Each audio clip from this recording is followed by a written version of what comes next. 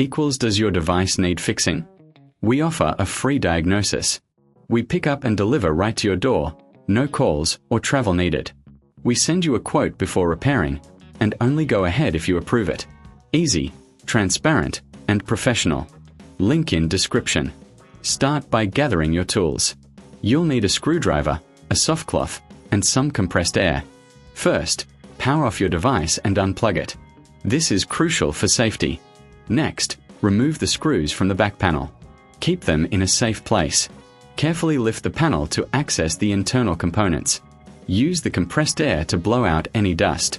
This helps prevent overheating. Wipe down surfaces with the soft cloth for a clean finish. Now, take a moment to visually inspect the parts. Look for any signs of wear or damage. If you notice anything unusual, consider a professional diagnosis without obligation. Once you're done, reattach the back panel and secure it with the screws. Remember, if you need help, we offer pickup and delivery at your home. No calls, no travel, just convenience. And don't forget, you'll receive a quote before repair. Keeping your device clean and well-maintained can extend its life significantly. Does your device need fixing? We offer a free diagnosis. We pick up and deliver right to your door, no calls or travel needed.